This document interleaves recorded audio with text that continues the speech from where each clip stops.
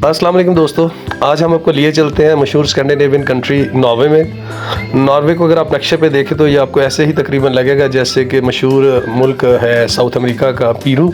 लंबाई का रुख इसका रकबा है और इसका जो लैंड एरिया इससे 3 गुना ये सी एरिया क्लेम करता है। नॉर्वे एक बहुत अमीर मुल्क है, रिच कंट्री है, बहुत खूबसूरत माशरा, बहुत खूबसूरत लोग और डिसिप्लिन माशरा है यहाँ पे।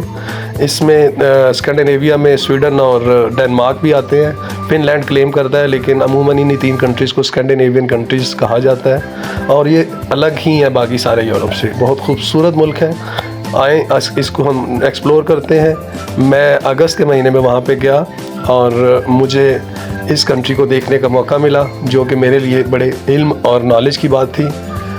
नॉर्वे में मेरे दोस्त शेख असलम शाहिद साहब रहते हैं, मशहूर समाजी शख्सियत हैं। उन्होंने एयरपोर्ट पे मेरा इस्तकबाल किया खूबसूरत फूलों के गुलदस्ते के साथ, और उनके साथ उनका बड़ा बेटा, उनका क्राउन प्रिंस वकास असलम साहब भी थे, और जिनके साथ हम ओस्लो की तरफ रवाना हुए। ये ओस्लो का मशहूर मोटरवे है, उसकी तरफ जाती हुई खूबसूरत सड़क और ख़ूबसूरत लैंडस्केप अमारात। मैंने ज़ाहिर है पहली दफ़ा ओस्लो देखा था तो मेरा ज़्यादातर रुझान, ज़्यादातर ध्यान बाहर खिड़की की तरफ ही था और मैं देख रहा था कि ओस्लो का लैंडस्केप कैसा है। तो ये ओस्लो सिटी शुरू हो गया है, वहाँ पे अमारात नज़र आना शुरू हो गई। और ये स्काई स्क्रैपर्स तो नहीं है ओस्लो में, लेकिन ओस्लो की अपनी एक खूबसूरती और अपना एक हुस्न है। और इस बीच में मज़े की बात ये थी कि आज 16 अगस्त थी और 16 अगस्त को ओस्लो मेला शुरू होता है, जो कि ओस्लो सिटी का एक मशहूर फेस्टिवल है और पाकिस्तानी कम्युनिटी इसको अरेंज करती है। इसने इतनी मेहनत की है कि इस मेले को ओस्लो मेला कहा जाता है और नॉर्वेजियन लैंग्वेज में मेला का लफ्ज़ बाकायदा शामिल हो चुका है। इस मेले में दुनिया भर से फ़नकार आते हैं और अपने फ़न का मुजाहरा करते हैं, और मैं इसको कभी मिस नहीं करना चाह रहा था। फ़्लाइट के बावजूद मैंने होटल से चेक इन किया और फ़ौरन तैयार होके इसकी इब्तिदाई तकरीब में पहुँच गया और वहाँ जाके देखा तो समा ही अलग था। मशरक़ी और मगरबी, ईस्टर्न वेस्टर्न म्यूज़िक का एक खूबसूरत इम्तज़ाज, तबला नवाज़, बांसुरी नवाज़, गिटारिस्ट, सितार और कीबोर्ड वाले पेश कर रहे थे। बहुत खूबसूरत समा था, आप भी इसको एंजॉय करें।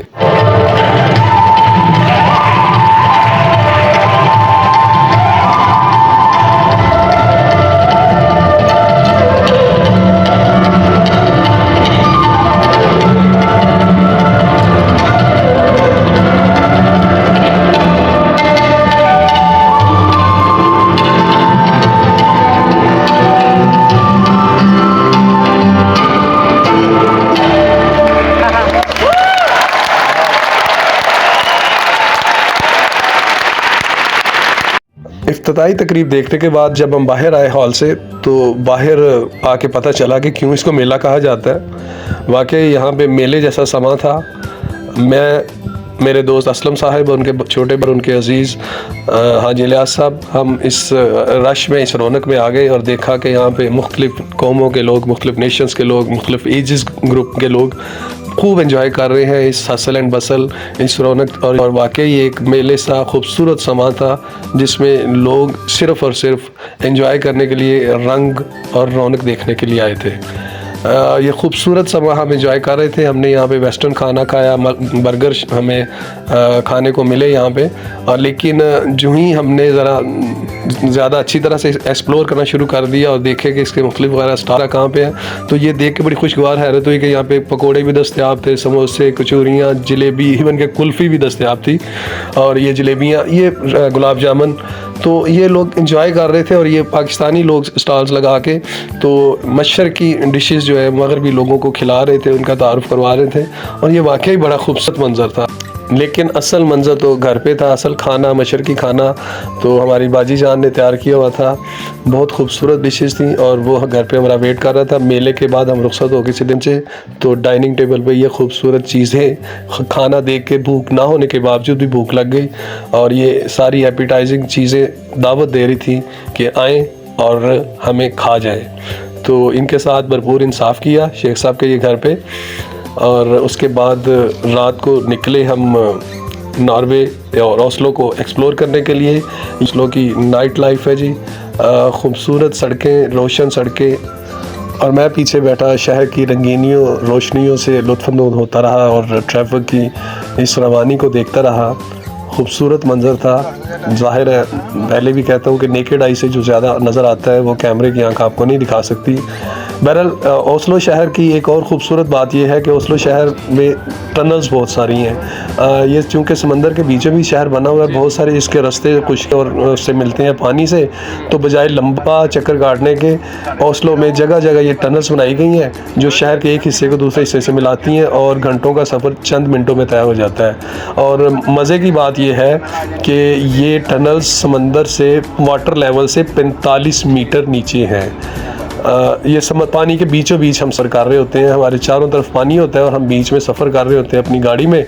तो ये एक मैं तो इसको वंडर ही कहूँगा और बहुत खूबसूरत बनाया है इन्होंने ट्रैफिक की रवानी को रवाना रखने के लिए और फासलों को कम करने के लिए। और जब भी आपने बाहर निकलना है, शहर में घूमना है, तो इन टनल से गुजरना ही पड़ता है। इसलिए नॉर्वे में कानून है कि यहाँ पे हेडलाइट्स गाड़ी की हमेशा ऑन रहें, दिन है या रात कोई फ़र्क नहीं है, हेडलाइट्स ऑन रहेंगी, अदरवाइज़ चालान होगा।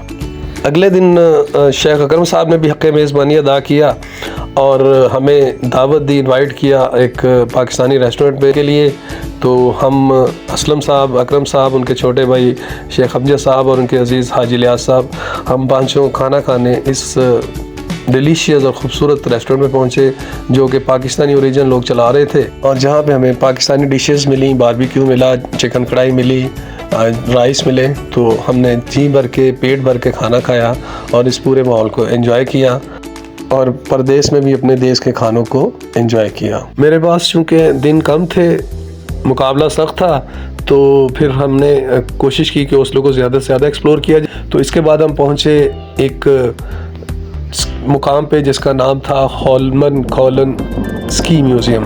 ये यहाँ पे स्कीइंग होती है सर्दियों में, जब यहाँ पे बर्फ़ पड़ जाए सारा इलाका सब्ज़ और खुश्क के बजाय सफ़ेद नज़र आता है और यहाँ से स्कीइंग होती है। बाकायदा प्लेटफॉर्म बना हुआ है जहाँ से स्कीइंग जैसा ख़तरनाक और एडवेंचरस खेल किया जाता है। यहाँ एक साइड पे म्यूज़ियम भी है उससे मुतल्लिका, इसी मुकाम से मुतल्लिका।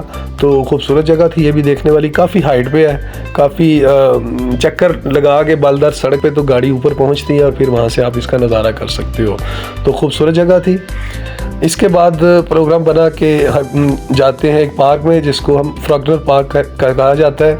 फ्रगनर पार्क बेसिकली एक बोटेनिकल पार्क कह लें इसको।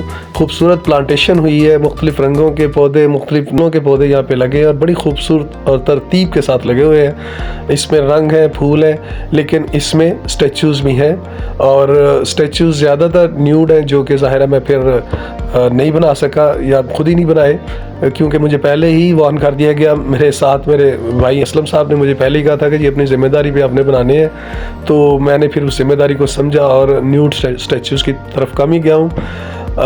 ये स्कल्पचर का खूबसूरत मुज़ाहरा था। माहिर जो मुजस्समा साज है उन्होंने ये स्टैचूज़ बनाए हैं और वहाँ के लोग इसको सराहते हैं और हम जैसे पाकिस्तानी या देसी लोग इन चीज़ों को महसूस करते हैं कि न्यूड स्टैचूज़ क्यों हैं, तो हमारा ज़रा सोचने का अंदाज़ उनसे डिफरेंट है। बहरहाल ये अच्छी जगह थी, खूबसूरत जगह थी। उसके बाद ये आगे एक और मुकाम आया द वीगलैंड। ये असल में हिटलर के मज़ालिम को दिखाने के लिए, उनको एक्सप्रेस करने के लिए स्कल्पचर्स बनाए गए हैं और ये भी ज़्यादा न्यूड है लेकिन इनकी न्यूडिटी छुपी हुई है। तो बहरहाल ये भी एक अच्छा मुकाम था। बहुत सारे सयाह, बहुत सारे विजिटर्स यहाँ पे घूम फिर रहे थे और इस मुकाम को देख रहे थे और ये मुकाम स्पेशल बना हुआ है हिटलर की जो जंग अज़ीम दोम में जो नॉर्वे में उसने जुल्म सितम किए उसकी अक्कासी करने के लिए। तो मज़ा है यहाँ पे भी, बड़ी अच्छी जगह है। जो नॉर्वे, जो ओस्लो जाते हैं वो लोग ज़रूर यहाँ पे आते हैं और जाना भी चाहिए क्योंकि हिस्ट्री और फ़न दोनों इस जगह मौजूद।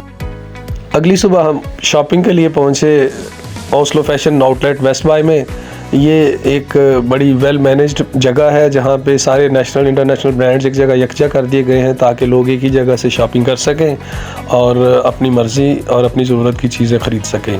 शॉपिंग के बाद हमारा प्लान था कि हम स्वीडन जाएं जो कि यहाँ से सिर्फ 100 किलोमीटर के फासले पर था और इन खूबसूरत सड़कों पे खूबसूरत दरख्त, लैंडस्केप नज़र आ रहे थे। यहाँ पे 100 किलोमीटर कुछ भी नहीं था, तो हमने सोचा कि हम ये स्वीडन की सरज़मीन पे भी कदम रख के हैं और वहाँ भी देख के आएँ कि स्वीडन कैसा मुल्क है।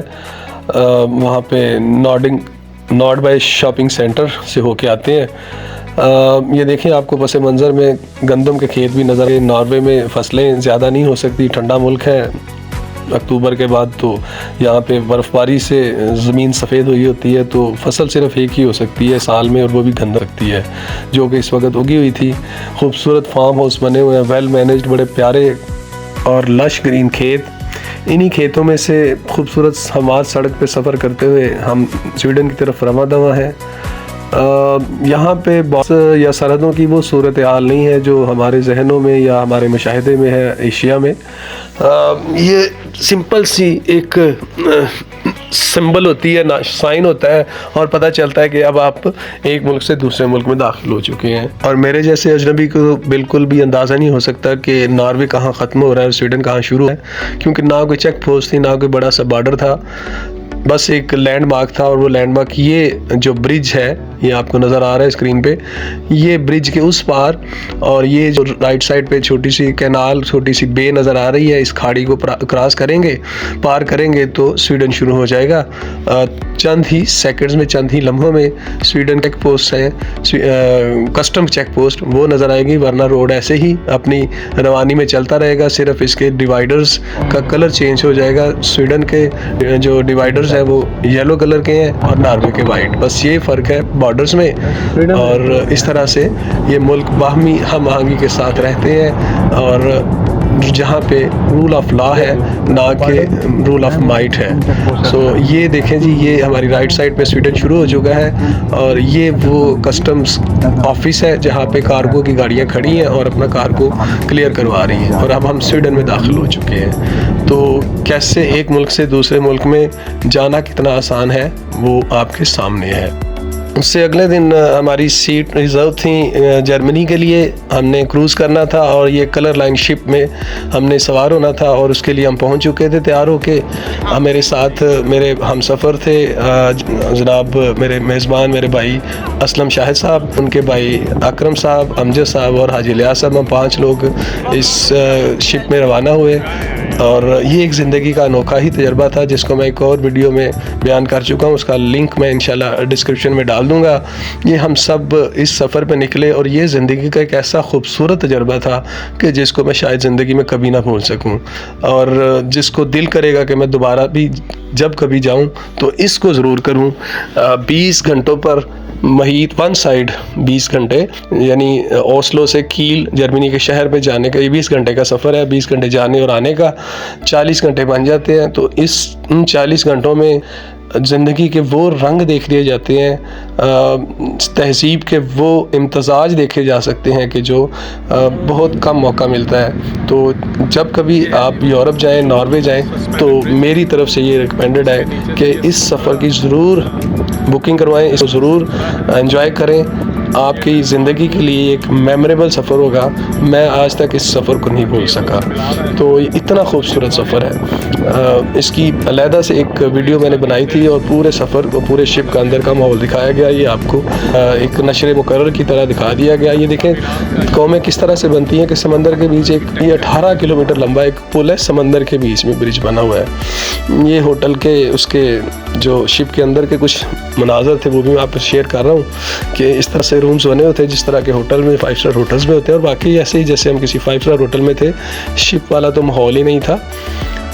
बस अपर डेक पे जब चढ़ते थे और समंदर को देखते थे तो पता चलता था कि शिप पे सफ़र कर रहे हैं। अदरवाइज ये VIP माहौल, अंदर बेहतरीन किस्म का साफ़ सुथरा माहौल, खूबसूरत कमरे, खूबसूरत markets, shops, opera houses, swimming pools, discos, हर चीज़ वहाँ पे मौजूद थी।